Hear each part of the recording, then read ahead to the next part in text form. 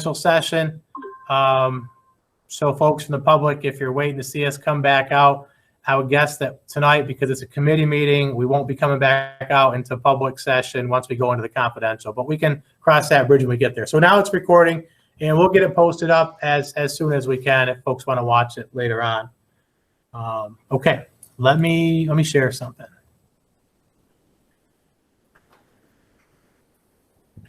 So one of the things I was asked, and I'll wait and see if it's large enough when it comes up on your screen. Are you able to read that, Tom, or do I need to try to blow it up? You might want to make it one click bigger. All right, give me 1 second and go a little bit bigger and try like that. Yeah, that's much better actually. Yeah.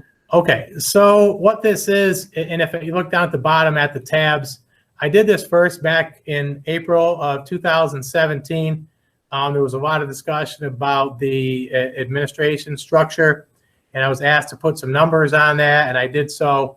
And when we got to the bottom, I haven't changed the sheet from 2017. When we got to the end, we were showing that the difference in the configurations was about $56,000, showing that we had some areas where we saved and some areas where it cost us more. But we were moving in a certain direction with a lot of our services, trying to make them reimbursable. And that's what we've done over the last couple of years. So I'll switch to the newest one. And just for reference purposes, I did not change the health insurance amounts because I can't speculate what the folks that were here before would have done for health insurance. So I just kept it the same. And if the people that were here previously had a family plan, I use the same cost for a family plan for a current employee.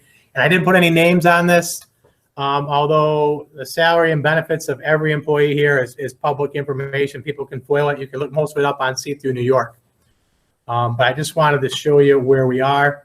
And I'm gonna click to the bottom quick, and I can go back up through it.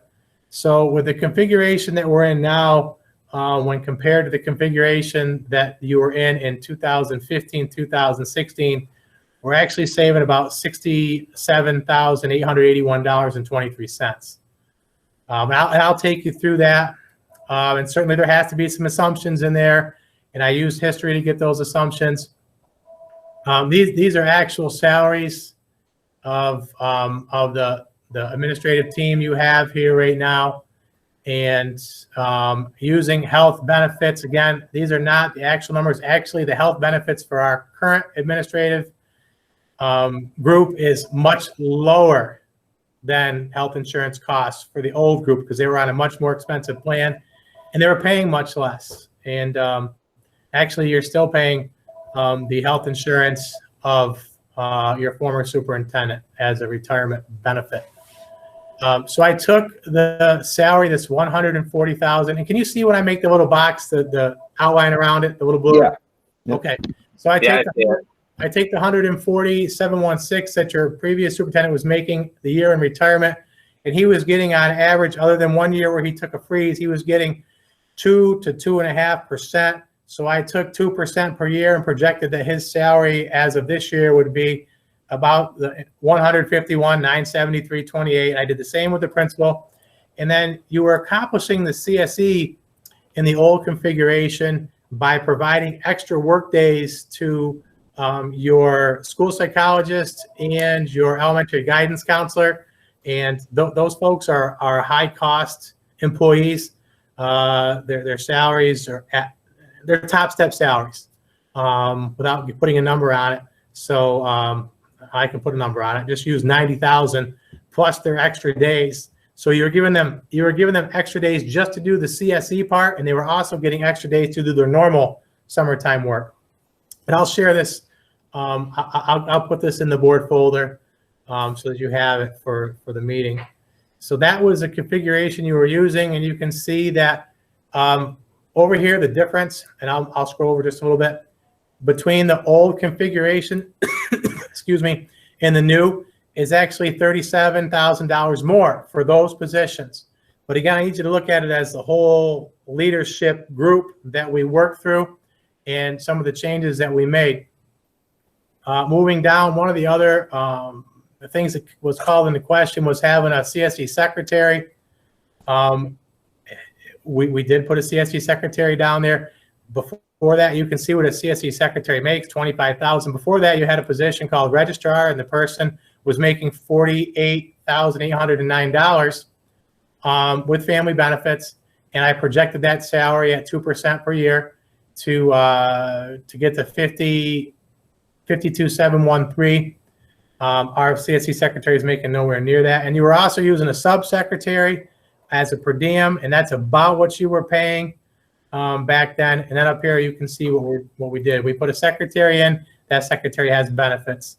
We hired on BOCES to do our data service, our CIO service, Chief Information Officer service. And after aid, it's $5,000 that it costs the district. And we still do have to do some sub-secretary work to make this whole thing jive, especially many years when it's in annual review time. Not this year because school is out, but we do have a cost that's associated there. So just in that area, there's a savings of $30,528.35. And again, I didn't change all the health insurances. I used the same numbers from the old. So actually our real cost is lower, but it would have been lower even if the old employees had stayed on in the old configuration, assuming they had negotiated to move over like our current groups did. Moving down to the building maintenance mechanic, current salary, and this is actually the salary that was approved the other night, which is the same. It's a freeze from last year, $54,820. In 15-16, you were paying the person then $62,000. I projected that out at 2% per year. That's how you get $66,960. And then I went down through the other positions that you had, and I kept them. We added the maintenance worker. That was also a topic of discussion.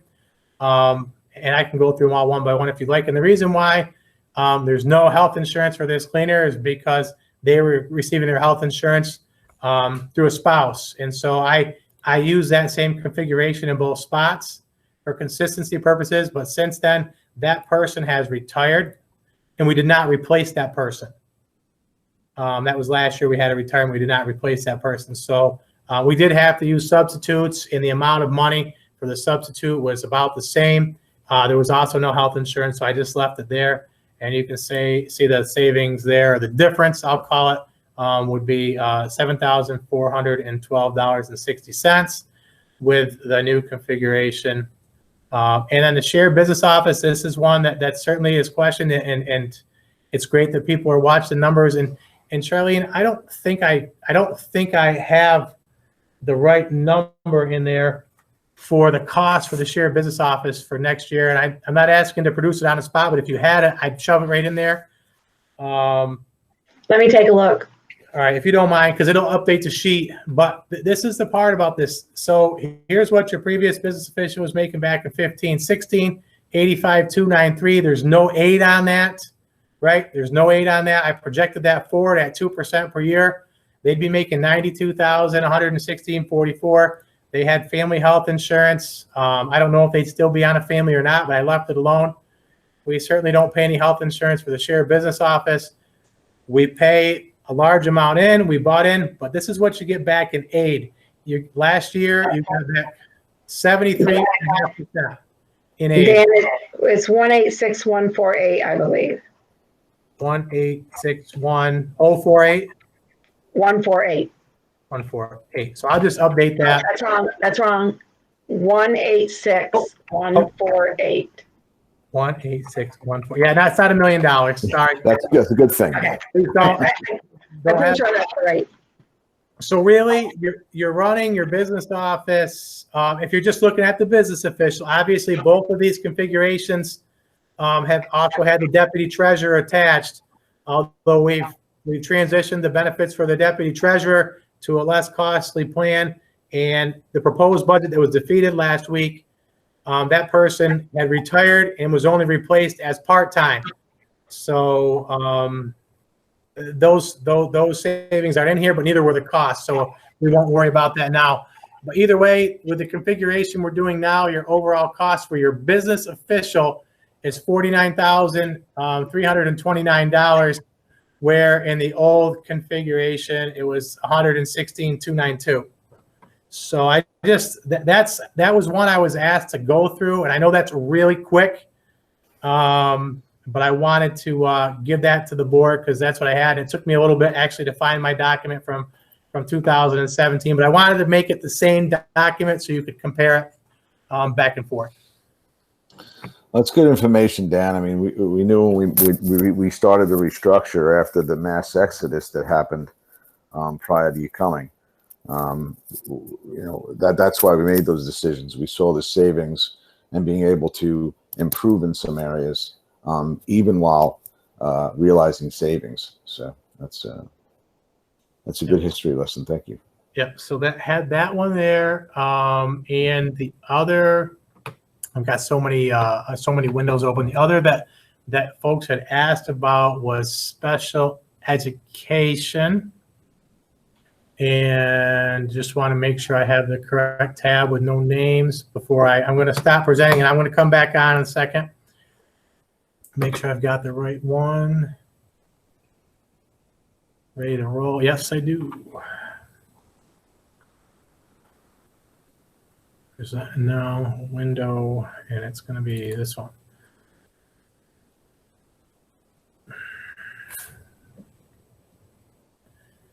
And is it large enough for folks to see? I'm just talking for me, Dan. I'd appreciate a click, but maybe other folks can see it. Good enough. Because I can see it, but it's a little screen over here. I can, and I may not be quite as, I might not have the same age you do. No, I see it. So I took, obviously, column A would have been names. Certainly not appropriate to share that information. And the other information, is okay to share as long as it's not personally identifiable. So I don't believe that it is. If the board member sees something they think is, please let me know. And I'm happy to take it off of there. And I can do so. And some of the things that I looked at when I went through this, and thanks to Mrs. Jones for putting it together for me. Actually, she was a little bit low on her estimate of number of kids. And we've got a couple of high cost students that are moving in. And I did total this up. Sorry, I'll go down to, because that's what people want to see. The total is large. And on that, I got the private excess cost and the high excess cost. 2, 3, 2, 4. It's about $245,000. I can add that right on there.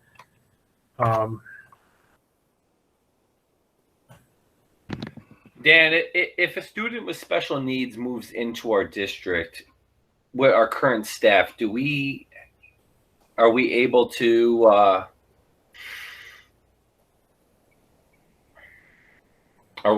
accept, or do we have the appropriate staff for that? So when we do, we put them in there, and I need to spell the word aid right. Sorry. So let me answer it by taking through the chart, Mike. Is that fair? That's fair, Dan. That's fair. Yeah. So we'd have to have the appropriate. It's just a concern I have. That's all. Yeah, we'd have to have the appropriate program. Certainly we want kids to go to their home school. Sometimes every time when a student comes in, there has to be a transfer meeting, and I'm guessing many of you understand the process and know the process, but not everybody does. Has to be a transfer meeting. The IEP comes in, our CSE reviews it, and makes a recommendation for placement or looks at continuing the current placement. Sometimes a student comes from a program they're being very, very successful in. And we may have a program that has the same numbers attached to it, the 611 or 1212, but it's about what a student is being successful in, at least when they transfer. And then we look to try to get them back to home school as quickly as possible, as long as it's appropriate and we can meet their needs. I'm going to keep saying that. Appropriate and we can meet their needs, and the student can be successful. So that's where that is, Mike. So we have a mixture of that. Some students, we have the programs here and it fits like a glove, and some students we do not. The other is that with these classrooms, you have to be within specific grade bands. And I'm sure this makes perfect sense to people. You can't have a fifth grade 611 student in with a 12th grade 611 student. And normally the band is that 3-year band, although you can get a waiver to go a little bit beyond that, depending on the configuration of the classroom. And I don't have a ton of experience filling out those waivers, but I'm aware of the process and the ability to do so. And taking a look at these, one that kind of, and I don't know the students, and it's just a cursory look. So if I were to look at a classroom where possibly we might want to look, there's like a K1 population that, and I don't know the students. I didn't look at their exact IEPs. I can tell by looking at related services that some have a lot more than others. And I also know that a student with autism in first grade, depending on the severity, and a student with multiple disabilities in first grade could be totally different kids that need 2 totally different programs. But at the very least, it kind of puts my antenna up. I know, obviously, Ella, you were a superintendent and building administrator for a long time. Chris, you're a special ed teacher. Not to put anybody else out there, but you guys would have the most experience working inside the system. And, just because it looks like the same numbers on paper doesn't mean it's the same classroom for a kid.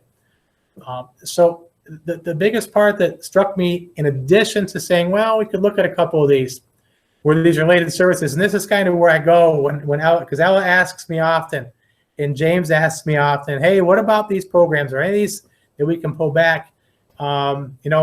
We do look at that. Some of these things, like skilled nursing, and I realize that I picked an easy one to say we don't necessarily have that here and to the level we would need to provide the appropriate program, nor would be able to afford it, as well as pushing somebody out to a program outside our building. But right now, our counselors and our speech providers, they run full schedules.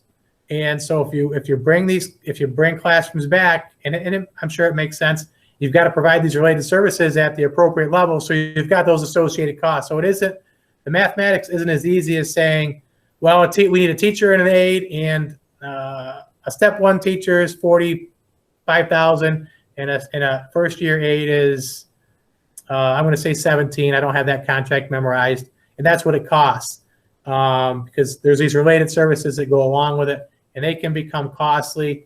As you folks know, you approved a contract for a group called Advanced Therapy last week at our board meeting to help us provide related services to special education students. And it's costly to do so with that provider, but it's less costly than us trying to hire an employee with benefits. So it's a balancing act, but for sure this is one we should look at. But as I've said, we can't just say, we're having financial trouble here at Fort Edward, we got to pull all these kids back. You have to have the right programs for the kids. That's the law. Dan, can I ask you a question regarding the rights of special education students Sure. and parents? And I'm not a complete expert, but certainly No, I I get it. I get it. But in speaking to 2 people recently, if their child is successful in the program that they're currently in, and it was working for the child, and obviously some of these children, when they have change, it's not great for their schedule or their development. Having a special ed child myself, do they have the right to keep the child in the program that they're currently in? So, and here's my understanding, right? And I know there's some people on there that know this more deeply than I do. So if we have an appropriate program for that child, we can say, no, they're coming back. And schools around us have done it. What a parent can do is refuse that placement, and then the placement that they're in becomes dependent placement. In other words, that's where they are until the whole thing gets sorted out, and legally sorted out if it gets to that point. But in the end, it doesn't come down to a matter of preference or want. It comes down to meeting the student's needs.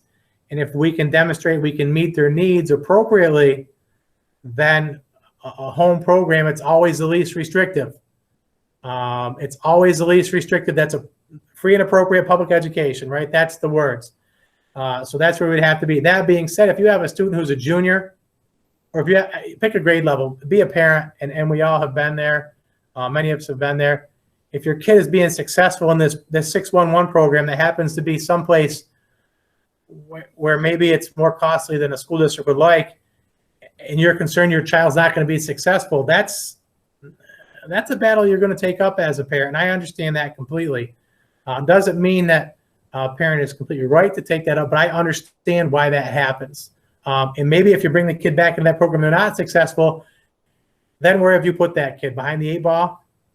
So I'm big on free and appropriate public education and least restrictive, but I'm also, it's got to be something they're being successful in, because that's what we all want for our kids. But it's not a want, it's a need. It's not I want X, Y, and Z. It's the child needs X, Y, and Z. Gotcha. Okay, so I appreciate your answer on that. So the other thing about this, because the public has brought this up, some folks in the public have brought it up, and as you said, Ella's always been concerned about it, and James as well. And I know this is not an answer you can give me now, and I don't know that we have the time to get the answer. And I don't even know if the answer is going to give us a substantial amount of money if we could do something like that. But knowing that it's costing us net $723 after the aid, is there anything on this list? And please, no one confuse what I'm saying, but is there low-hanging fruit on this list that we could say possibly this, and this could come back with minimal expense to the district and possible benefit to the district? Or is it much more involved in that than doing something like that? So I would say it's I don't want to say much more. I want to say it's a little more involved than that, Tom, because interviews have happened, placements have been made, parents are aware of where they believe their kids are going next year now. And so if you were to say to a student who's being successful, I'm going to move up the line, a senior who's being successful at the BOCES SAAC 611 program, and they're on track to graduate, and they're in a morning welding program, and we pull them back and can't get them the welding program. There's a lot of moving parts in it, and I'm picking an easy one in the high school because that's where the majority of my experience is as an administrator. My majority of my experience from a personal standpoint is in the elementary school. But it's a little more, if I saw 3 kids on this and I knew that they were if they had very similar needs, and all we had to do is get a 0.5 counselor or do something where we paid for extra time for one of our current counselors, absolutely we would look at that. And that's where we need to live in the next year, figuring this piece out. Because if we can bring a 12, a 412 here, we could tuition kids in from other schools. If these grades were closer together, the 7 and the 4, if they were a 3 and a 4 or a 4 and a 5, I'd say let's open that classroom, and let's tell 2 schools around us who we currently share transportation with to take all of our kids to that district placement. Hey, we're doing it in Fort Edward. And I think they probably would jump on it as long as we could ensure that we do everything we could to make the kids be successful. That's where I would want to be in some of these. All right, and I hate to be, and someone else on the committee has anything to add, please let me know. I'm going to ask one more question. So it's almost $1 million, right? So if we wanted to pull everyone back, and we created programs and got faculty to meet these needs, what's the benefit? Would there be a monetary benefit in doing that? I mean, obviously we'd realize something, but there's cost associated with bringing those back. So rough estimate, what are we looking at if that happens? So I'll start with physical space, right? So you have physical space to possibly run 2 of these classrooms here. Okay. That's what you have physical space wise. And that would be me giving up the boardroom, or us giving up the boardroom, which I've said all along, if I could rent the thing out to somebody, we'd have our board meetings out on the lawn or wherever we have to have them. Right.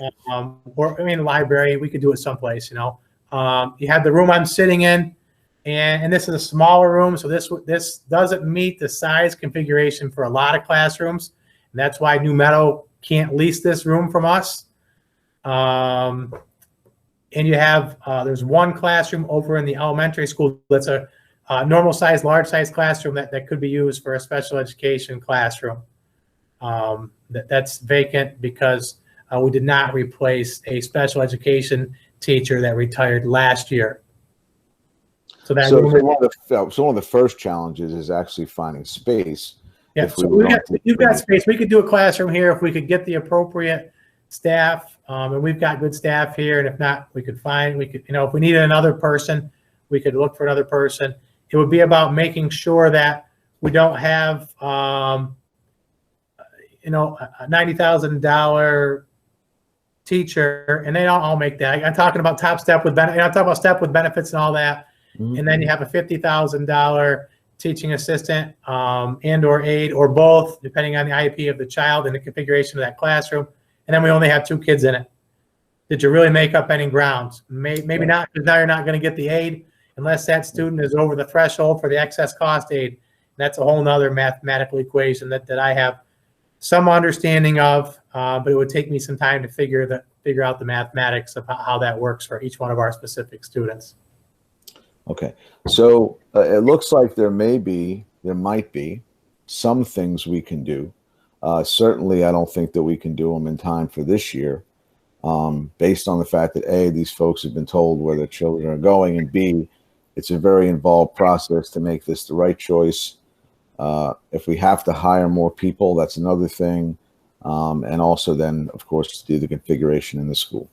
So from my part, I think it's something that we would look at early for next year, if there's something we can do. But I don't think that I would make a recommendation as a committee member to the full board that we look into this as a solution, financial solution for this year. But I need to hear from some other members of the committee, please. Well, I'm with Dan. We've spoken about this in the past. In my previous employment, that's what we looked at. We tried to find people with familiar settings. See if there's a possibility we could bring them back with the thought in the background that we're going to bring them back, run our program, and then put the feelers out to everyone else to see if they would consider joining our program. They could save money on that. We get the tuition. That's how we win. This is the first I've seen this layout. So again, like Dan had said, you have to look and see if there's similarities, if there's programs students you can lump together. 7-4 is kind of tough, but like you said, that's a guideline. But that's I think is our best option. Looking at the sheet that's in front of me, seeing what we possibly can do, and see what other schools are looking at, and see how their special ed programs are set up, and if they're thinking of the same thing. If we could, I think, and I won't keep butting him. I think I'm trying to think of the one. If we could run a 4-1-2 here, we could. I think that's the one we could probably fill. There's a couple of these we could fill pretty quickly from surrounding schools. I just want to put a plug out there for what Karen was able to bring in from Whitehall this year, because we've got a few tuition students coming to our middle school life skills class from another school district, and that's one of the programs we looked at last year and the year before, saying if we can't fill it, we're going to close it, because it was costing us way too much to have 2 students in there, one of which had very poor attendance, so it was very costly. And she went out and talked with the chairs, and I believe it's at least 2. I think it's 3 tuition students in there. And sorry, the other district is picking up one of those 3. Thanks, Ann. 3 students in there, and the school district that's sending them, they're picking up one of the real high cost related services, so that we're not having to back charge them on that. They had a person in place that the student was comfortable with, the parents were comfortable with, it's like medical and nursing type services. I can't remember exactly what it is. So we try to work with schools. If they want to use their people, that's great, because they had that relationship with the kid. And I want to thank Ann too. Not that I want to, I shouldn't be naming names, but I want to thank the teacher here at Fort Edward for making those kids feel comfortable, because I think that's been very successful this year. but there was much hesitation last spring and summer, and for staff members and for students and for the parents. But it's, to my knowledge, it's gone really well, and it's a win-win. A win for the kids, it's a win for our district, and it's a win for the other district. So if we can do it, that's the way to save. That's our list. We got a few more that have transferred in that aren't on our list yet. We'll see where they land. So it's very difficult to say we're going to cut anything out of special education, because there's always the unknown, and we don't have any reserve for special education. Right. A student could move in, and that number at the bottom could go up by $120,000. We had that, right? I think it was last year or the year before. We had $200,000. We've been lucky enough to have that, and I never begrudge the children the free and appropriate education. We've had that situation occur a couple times in the last few years. Yeah. So that was the second piece that I was asked for. I think those were the two big ones. I have a bunch of other windows open. Let me just quickly look and make sure I'm not forgetting anything. Finance Committee, Employment, Negotiations Committee. Yeah, so that's what I had for history. And Dan, before you close that screen, Yep. there were some other people in the last meeting that we had that talked about sending students out for behavioral reasons. I know that looking at does that fall into this category? Would that be something different? yeah, so I think so in order for the students to be sent out, they would have been they would have had to been diagnosed with disability. Right? Mm-hmm. We send students out, although some of those disabilities do cause behaviors that are difficult to deal with. Let me say it that way. But it isn't just because a student is difficult to deal with. They have to go through the process of being diagnosed with that disability and recognized by the Committee on Special Education before they can be placed out. And we do have our school counselors, psychologists, and teachers and administrators on that committee that make these decisions. It isn't a decision that anybody makes on their own or can make on their own. And it isn't one that you can overturn as a board or I can overturn as a superintendent. And I'm always very clear about that with parents that, I understand what you want, or I understand what your concern is. I cannot make that decision for that group. By law, it is that group. So you have to go to that group.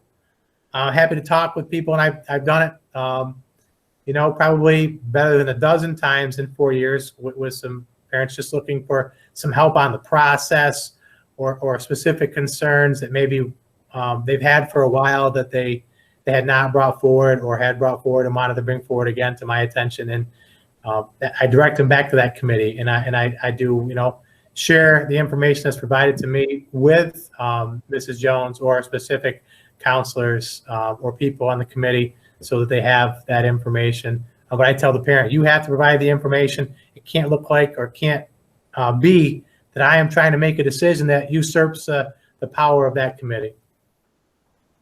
Thank you, Dan. Yeah.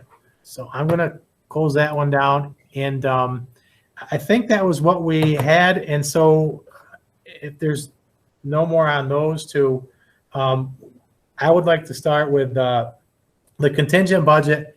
If Charlene and I could have some priorities, and as the board knows, I had a sheet of reductions that we did before to get us back to zero. So we're looking at $590,000, although I'm a little high on that we have to reduce. But we don't necessarily have to reduce all of that because we've got some savings that have occurred since we built our proposed budget. Even since the budget went down, you've realized some savings through labor agreements. And one of those was in my contract. I have that spreadsheet. I can put it up if I have to, but it was just over $13,000. I think you were going to realize the savings on what we agreed to.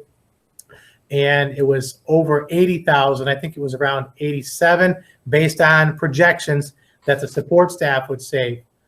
That's about $100,000, right then? Yeah, you're right there. And if I want to be conservative, I'd say 95, right? Okay, that's fine. Just to be conservative, excuse me. And I spent, and again, not a great way to present things, but there's a big, thick document that I spent going through yesterday with Tony Muller from BOCES. It's our final service request form from BOCES. And I believe that I can save about comfortably 15,000 to 20,000 without affecting the programming for our students, based on my meeting with him and some reductions in monies available for staff development and monies available for IT support that we receive through BOCES by taking a little bit lower of IT service from BOCES, because they provide all of our IT service, but by going with a little bit less, so we'd still be covered 5 days a week. One thing I did not realize, and it's worth saying to the board, is that we had the DL on our list of things to possibly cut the first time around. And I'll say it out loud, big mistake on my part. I had not factored in the aid correctly, because our internet service to our building, our fiber optic line that comes in here, is included in the cost of that DL. And I had forgotten about that. So actually, we paid $68,000 for the DL, and we got $63,000 back in aid, plus our internet service for the whole place. So if we cut the DL, you're still going to have to pay the about 15 to 16,000 to bring the internet into here. And so basically, the DL is paying for itself, because we get to charge the BOCES back for our teacher's aid that's for her salary and benefits, because she's staffing that room. So we charge them back for that. So really, I think it's break even. Tony actually said, I think you're making like $5,000 off of that deal, because you're putting your salary. You are actually making money on that. Tony told me we're making money on that. Yeah. So I look. The question is, Dan, can you use it for other classes? Could we use it for more opportunities for students? We can. What we can't do is we can supplement. We cannot supplant. Right. Our teachers association, the agreement says that at the end, and I'm paraphrasing it, but basically we can't replace coursework that they would be teaching. But certainly we're not teaching advanced microbiology, and I'm just making something up for a title. And so far, the unit has been good about us providing enrichment opportunities that we can't otherwise provide in-house. I just want to put that out there. I wanted to see, there was a couple, so the total is like 15 to 20,000 from the BOCES, but I just wanted to go through and see what, if there was another one. One of the big ones that we already took out of there in our proposed budget was the itinerant art for $57,782. And just give me one more minute. I know this is not the best way to do this, sorry, but it's a big document.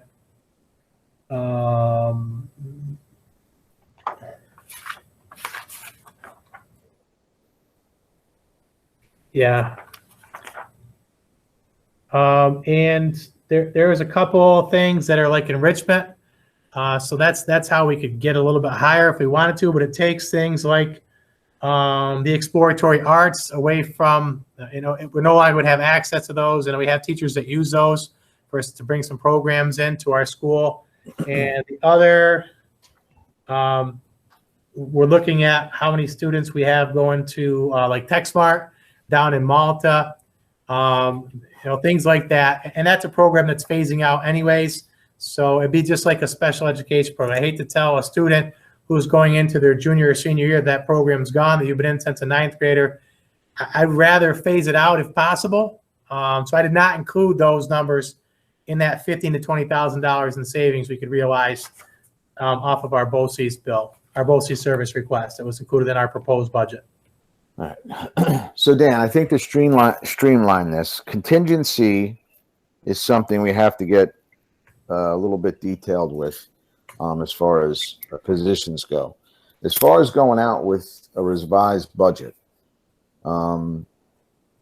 realizing the $100,000 between the negotiations, what does that do to change our levy if that's how we apply that money?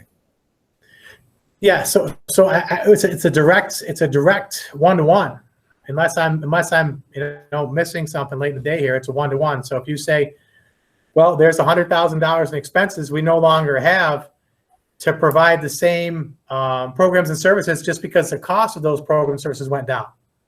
So it's a 1-to-1. So if you have $100,000 in savings and you say, apply that all to the levy, and Charlie can jump in if you disagree, but really you apply that to the levy, your programming stays the same and it costs the community less. But the part that we just need to be clear on is that isn't money that we had that we were holding away. It's savings we realized in this process. It's just timing, right? Understood. We don't want people to think that, oh, you could have cut it before and you didn't. That's just not true. We have to go on what we knew. Right.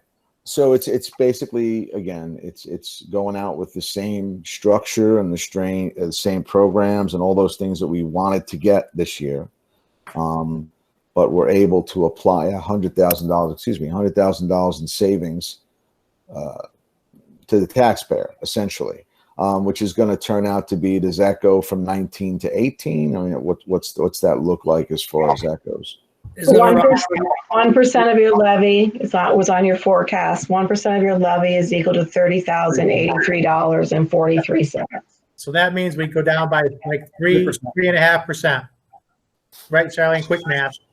Yep. So yeah, so that number goes from that 19 to, wow, okay. What are we talking? 15.5% or something like that now? Right. Quick math in my head. Yes. I think it's a little more palatable, and it keeps sports and all those other things that we wanted to keep in our original budget proposal intact, and it gives the taxpayer, 3.5% seems significant to me.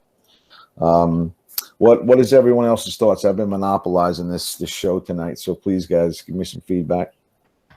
Well, I can say we got one shot at this because we do not want to go to that contingency budget. So if we're going to put something out, we got to put something out that the taxpayers are going to be able to say yes to. So we got to be careful. Yeah. I don't know what that number is. And we got to 53% approval, 52.7 something, right? Approval. Yep. On the 19, and not that, believe me, I want this thing to not even be close. I agree 100%, James, that this is the difference between a yes and a no is gigantic for the children of Fort Edward. Gigantic. Right. So the people that said yes know what we're about, know what we want to do for the kids, and they're voting for the kids. I think again, the folks that voted no took a look at the financial impact and voted no, or the majority may have voted no for that reason. Maybe some other folks had different reasons, but we're realizing a 3.5% savings. So we heard them. We're coming out with less of a cost to them, and still keeping the school at a level that I think people can be satisfied with. So I don't know. I think rather than changing the world, I think we go out. This is my opinion, of course. I think we go out with that savings to the taxpayer, and again, talk some more about it. Let folks know how important it is, and folks are doing it for their community kids, even those folks that might hit a little bit more on the tax. And I worry about the finances, but they're doing it for the community. I mean, maybe that message resonates a little bit more. I don't know. Just two comments I wanted to make. If on that BOCES savings, the list you went through, I don't think it would hurt to take another 15,000 off there. It didn't seem to really affect too much. I think you sounded pretty confident that it could be easily done. And the only other comment I was going to make back on the special ed again, as I always do, I noticed there were quite a few speech language students, and I was just wondering if it's too late or if there's any possibility at looking at those, because even their related services were more just for counseling and speech. So, looking at that quickly and not seeing everything that goes behind it, it didn't look like they were real behavior students, or maybe students that we couldn't bring back. And one was, I kept losing, but one was like 53,000, and I forgot what the other one was. But unless I'm missing something that you know, it's a heavier disability than what it looks like there could be. Right. That's all. Yeah. Comment.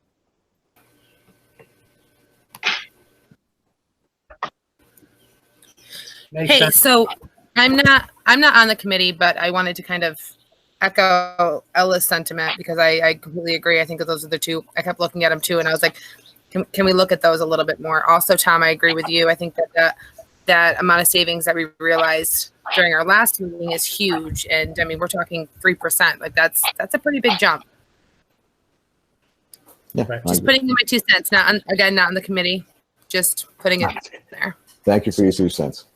So, and I have a question for the board.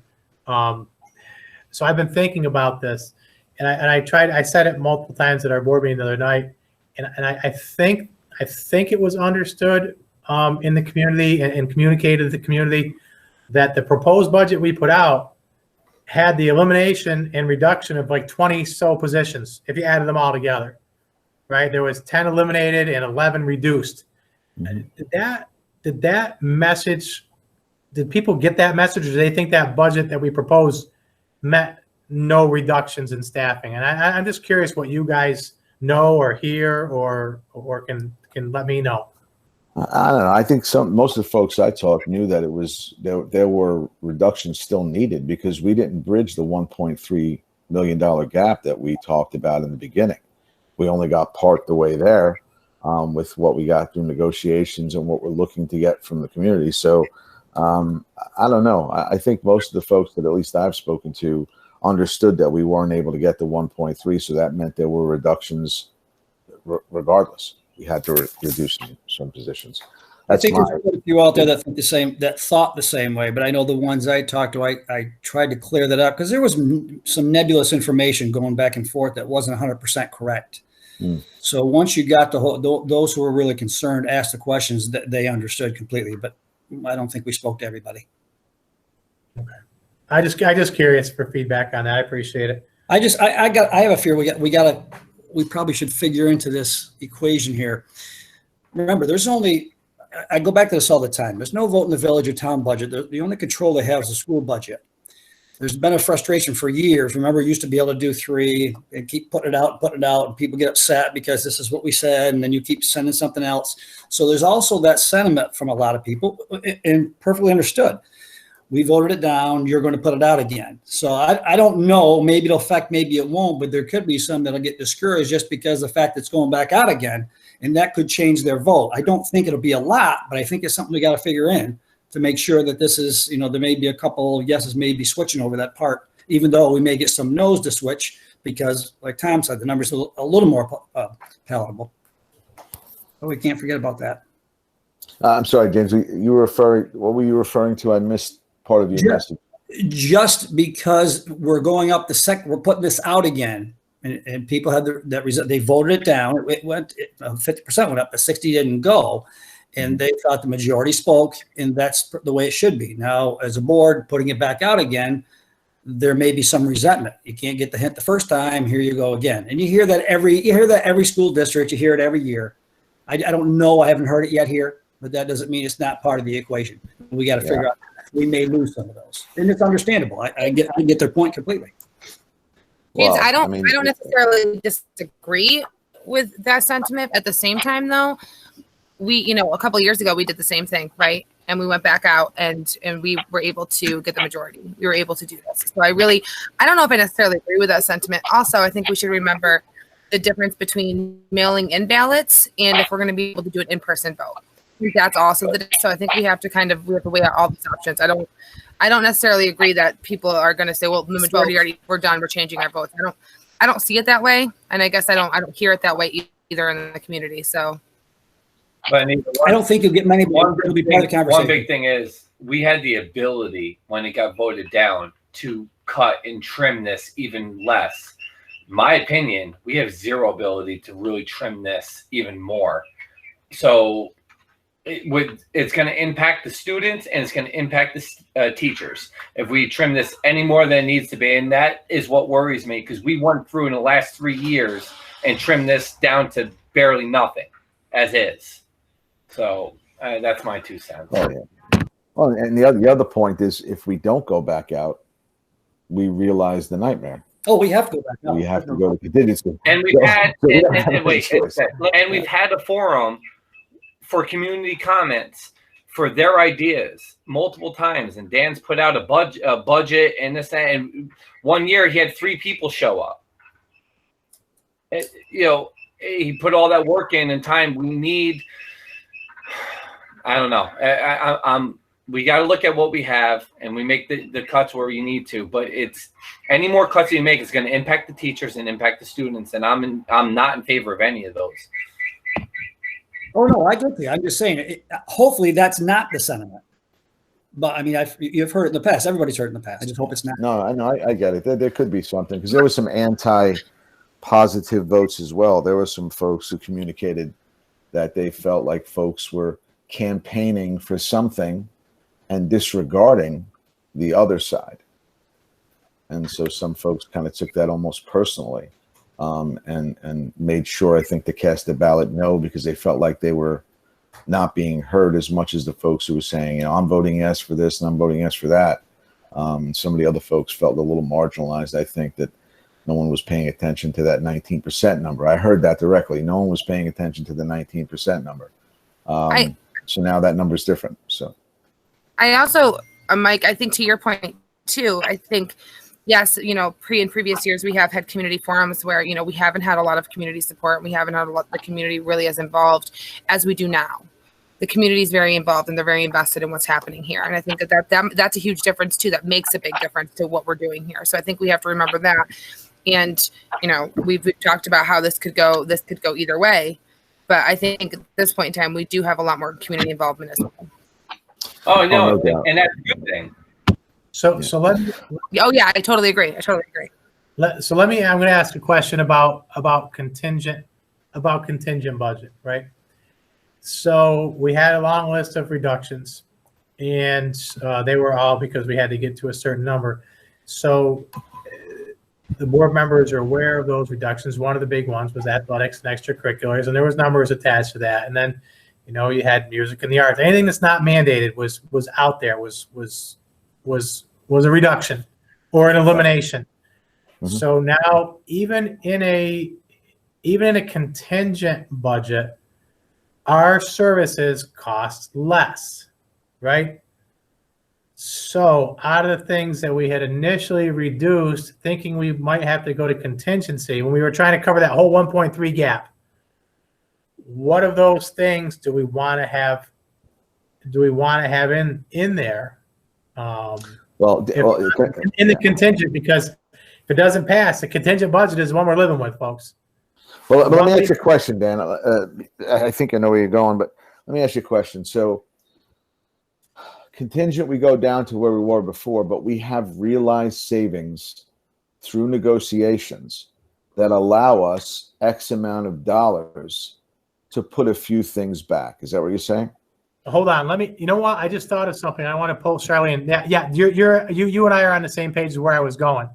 But Charlene, even in a contingent budget, we've got to make that debt payment. Yes. Which puts us over the supermajority. You know, that eats up our tax cap, just to have to make that debt payment. So really that $100,000 in savings between the superintendent's contract and the support staff contract, we've got to apply that towards paying that debt payment probably, right? We got to pay that first before we can say we're going to add back in this program or that person or program for our kids. Am I making sense, Charlene? Well, we do have to pay the debt. I'm following you that far.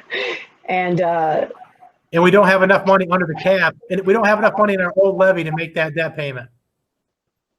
We don't. the increase in the levy was not enough to cover the increase in the debt.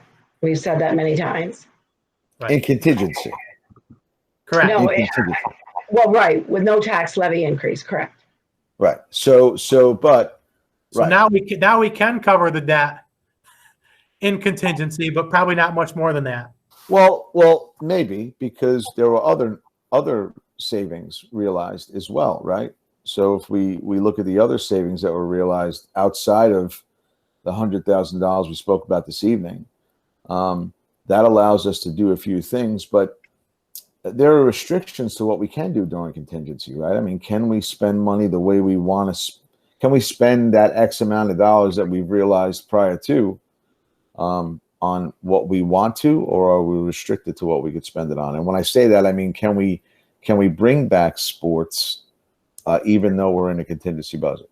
Yes, athletics can be considered a contingent expense. Okay. I don't know what year they changed that, and maybe Ella or James will remember because they've been around a little bit longer. But my history lesson that was taught to me a while back, and I remember it being a high school kid, budget went down. They cut out athletics and said if you don't pass the next one, sports are gone. People came back in and they vote yes every time. And that's anecdotal on my part, but I saw it happen in my own high school a few times. Or you put up separate propositions. Right, For them, right, each one to right, vote. to get it back in. So it can be considered a contingent expense. That being said, the reason why we looked at it is because we needed to hit a big number, and we had already taken all the staff we thought we could take without, and still be able to operate mandated programming. Right. So Dan, but now we have to come up with a contingent budget tonight based on the budget not passing for July 1 in order to pay some bills. But if it goes down, if it goes down when we do have the actual vote, do we have the ability to modify that contingency budget because we had to put it out prior to the vote? That is a fantastic question that I don't know the answer to. I'm going to ask Charlene, and she might not know the answer either because this year is like no other year, and we're getting the guidance as it comes. Charlene, do you know the answer to that? Can we modify our contingent budget later on? Well, a contingent budget, I mean, the dollar amount will be established, I think. Yep. But a contingent budget, I don't think that you'd probably have to finalize it. I mean, we're going to need legal guidance because we want to make sure, because first of all, you want to make sure that you're not spending money on things that you're not allowed to under contingent budget. And so we're going to need legal advice. And then second of all, we have to make sure that our admin is within the admin cap, because that's what happened during the tax cap era. So now you have an admin cap, and it's based on last year's admin expenses and this year's admin expenses divided by your program and capital expenses, and you have to exceed the lower of the two. Right. So it's a formula calculation. So I mean, you just have to abide by the dollar amount. So I'm not really sure exactly when we have to establish line by line, what it's going to be. But. All right, so we know what that is. It's 3 million and change. So whatever we establish for July 1 and things that are allocated under that amount, we could allocate them differently after the budget vote.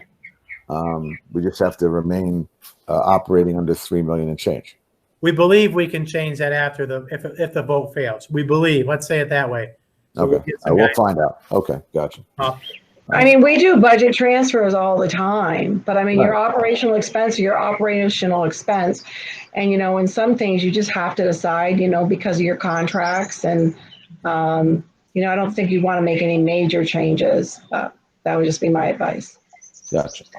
Yeah, I said earlier, Tom, that again, I really think that you need to spell out that contingent budget. I mean, now, and you put the two budgets, side by side.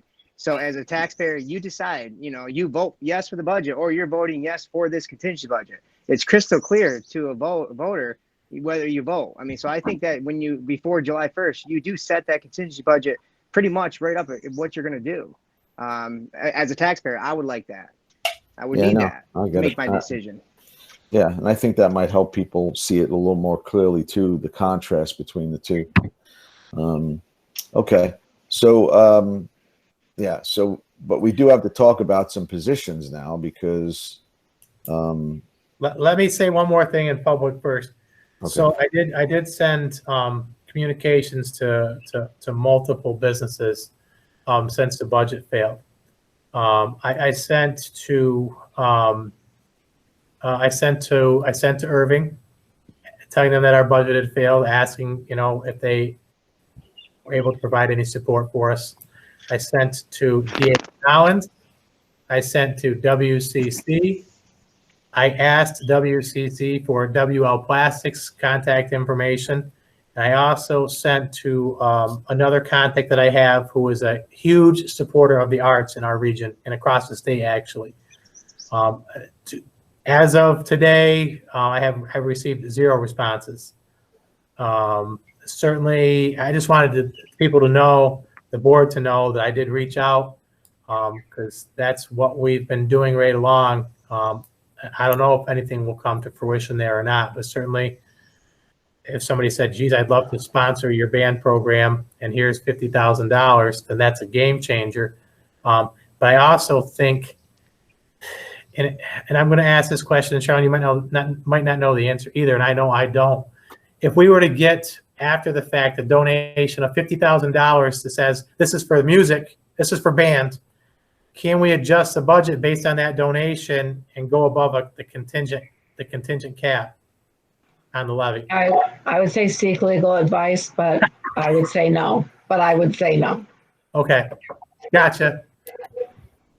Legal. Dan, did you ask Albany on outside chance?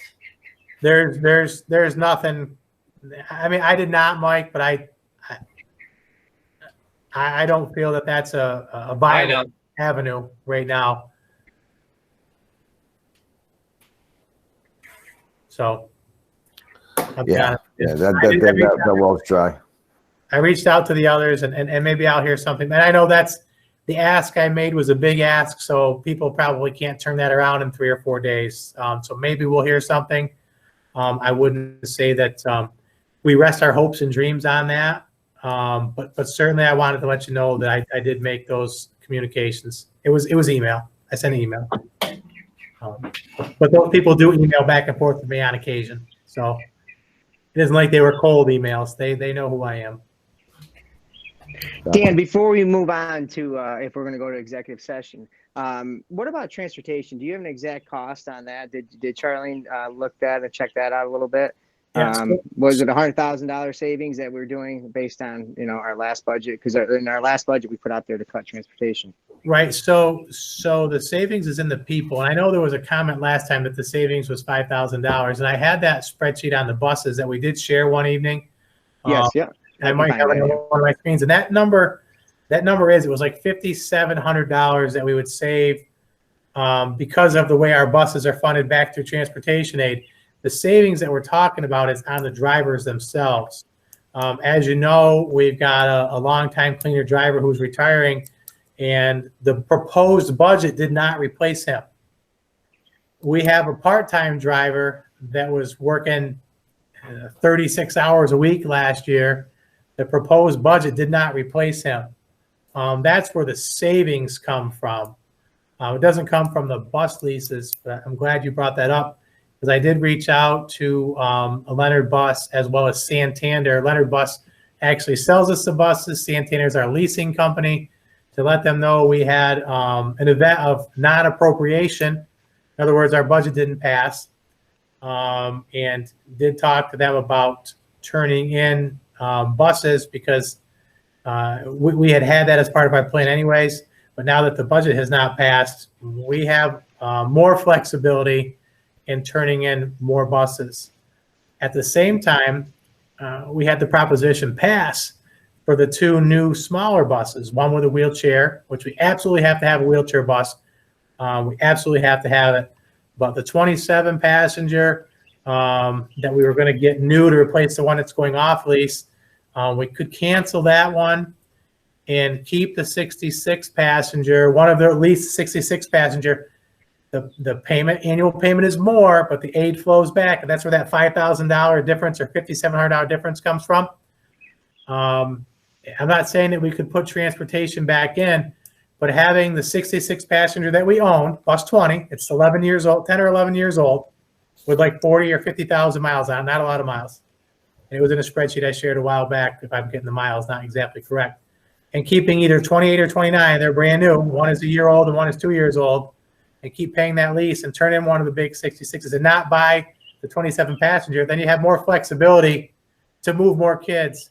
And I asked John Brown if the 27, if a 66 could get pretty much every place that our 27 passenger used to have to go. And he said, yes, probably every place you had to go. It would take some finagling, and but we could do it. So that would probably be the recommendation I would make, is that we don't get the 27 passenger bus, even though it was approved, and we turn in one of the 66s and keep a 66. So really our fleet would be reduced by 2, be reduced by a 66 and by a 27, because that provides us the most flexibility going forward to try to do something at a later date. I'm hoping that makes some sense. Yeah, and you're right, Dan. Probably based on that 5,000 comment from the outside was based on what you presented just on leases. Yes. Yeah, and that was the right number. It was, again, I could show it if I had to, but it's like between 5 and 5,700 on the leases. Yeah, 57, 5220. Yes. You got it up there, good man. Yeah, yep. It's not fully realized. Okay, gotcha. Yeah. Anything else that we have to talk about before we go into exec to discuss the ugly budget? Hey, Tom, I have a question quick. Yeah, Joe. I'm not on the committee, but I was reading through the contingency budget information that Todd had shared and some other sources. And my question would be, if we go to contingent, does that change any of the things we've already negotiated with those pieces since we go to last year's budget numbers, or does the contract that we've negotiated supersede the contingent? I don't know if that makes sense. Yeah, the contract makes those expenses contingent expenses within the caps provided on the administrative portion. So let me say it a different way. So if our administrative portion can only be X number of dollars and something we negotiated makes the amount we would have to pay for our administration above that, we can't go above it. We got to cut something out of it. But if you're talking about all of our other employees, those contracts are contingent expenses now that we've agreed to them. Almost 100% of those expenses are contingent expenses now. Good question, Joe. Thank you. Okay, thanks. The only thing I think that we could do before we go in is if we could look at calendars, and Charlene, if I got our dates right, we got to have a budget approved by the board before July 1. So we'd have to meet on the 29th or the 30th of next week. And if we could set that meeting now while the public is here, then everybody kind of knows. We'll still post it and get it out there, but if folks can look at their calendars, me included, we should set that now, if possible. I'm hoping it's possible. So we got Monday the 29th or Tuesday the 30th. That's pretty much. I prefer Tuesday, but I work at the will of the board. No, you're gonna do the day before, huh? I don't work for Charlene either. Sorry, but and again, we do work at the will of the board, but she's working for 2 school districts. Does that work I for you, prefer Charlene? Tuesday. Yeah, Tuesday works for me too. Tuesday works for me. I'm good with Tuesday. Good. We can celebrate my birthday. Woohoo! All right. Well, the virtual Todd's cake. got the banner up in his background for you for your birthday. Yeah, I saw that. Save that banner, Todd. Charlene, are you able to be on Tuesday? Yes. Okay. So Tuesday the 30th, 5:30 or 5 or midnight? What do we want to do? 5. Well, can't do midnight, right? 5:30 is the time we met today. I think it was pretty convenient for most folks. So if 5:30 works, let's do 5:30. Is that good? Okay, I see a lot of head shaking. So that's Works for me. Yeah, it worked for me. Yep, that works. In the Dan said, Dan, do you say yes as well? Yeah. Yes. Okay, all right, good. Charlene, do you want to be in the confidential I don't think the confidential session is going to be I don't think it's going to be very long. Charlene, can you join us? I'll send a new link. Will you join us just at least for the beginning of that? And if it gets long, we'll get you out. Sure. And board members, thank you, Charlene. And we'll hang this one up. I will send you another invite to your board email momentarily that just says confidential finance committee or confidential something, it'll say. Gotcha. The folks out there in the public, thank you for being here tonight. And you'll be able to see us again on Tuesday the 30th at 5:30. At that time, we'll have our plan would be to have a contingent budget and possibly the revote budget ready to go, although that's a lot. But I understand what Todd said and what some people echoed is that seeing them side by side is going to make a big difference for our taxpayers to see what's in and what's out. That's for certain. Yep. Important. All right. Thanks, everybody. I'll see you just in a minute in a different link.